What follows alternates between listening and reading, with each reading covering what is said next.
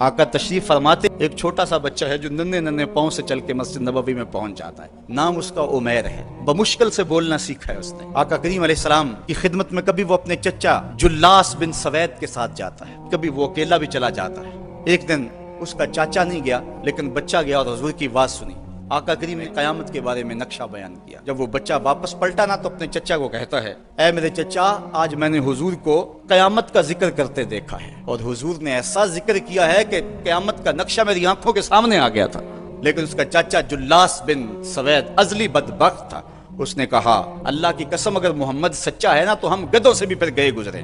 جب یہ بات کہی اس نے تو اس بچے کے پاؤں تلے سے زمین نکل گئی کہ میرا چچا کیا بول رہا ہے, یہ تو مجھے انگلی لگا کے مسجد نبوی میں لے جایا کرتا تھا, یہ تو منافق نکلا. اس بچے نے جو لفظ کہا اب سنیے, اے میرے چچا, اللہ کی قسم میرے دل کو سب سے اچھا اگر کوئی لگتا تھا بندہ تو وہ تو تھا, آج سب سے زیادہ مجھے برا تو لگتا ہے. چچا جی, دو راستے جاتے ہیں. ایک راستہ تو یہ ہے کہ میں اللہ اور اس کے رسول سے خیانت کروں اور جو تیری بات ہے وہ رسول اللہ کو نہ بتاؤں, اور دوسرا راستہ میرے پاس یہ ہے کہ جو تو نے کہا ہے میں جا کے حضور کو بتاؤں, پھر جو ہو سو ہو. اس کے چچا جلاس بن سوید نے کہا, تو نا سمجھ سا بچہ ہے, چھوٹا سا بچہ ہے, تیری بات کس نے ماننی ہے, جا جو جی چاہتا ہے کہہ لے.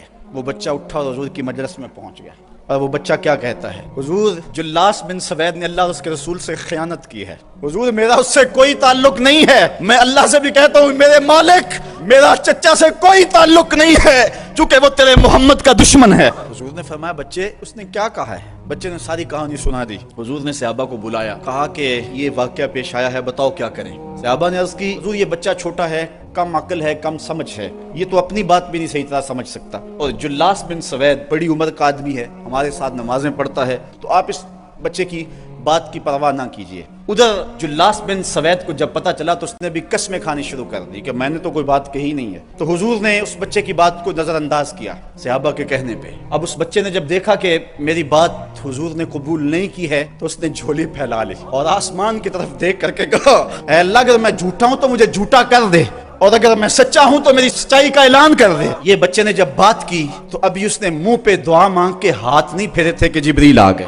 اور سورہ توبہ کی آیت نازل ہوئی, یہ قسمیں کھاتے ہیں کہ ہم نے یہ بات نہیں کی ہے. محبوب انہوں نے اسلام لانے کے بعد کلمہ کفر بولا ہے, اس نے بات کہی ہے. تو اللہ تعالیٰ کے محبوب نے اس بچے کو اپنے پاس بلایا. خوش آمدید وہ بچے جس کی 7 آسمانوں سے اوپر رب نے بھی گواہی دی ہے. حضرت عمر رضی اللہ تعالیٰ عنہ کا دور آیا, انہوں نے حضرت عمیر بن سعد انصاری رضی اللہ تعالیٰ عنہ کو حمص کا گورنر بنا دیا, اور پھر جب وہ فوت ہوئے تو حضرت عمر روئے, فرماتے کاش کہ میرے پاس عمیر جیسا کوئی دوسرا آدمی ہوتا اور میں مسلمانوں کی محافظت کے لیے اسے مقرر کرتا.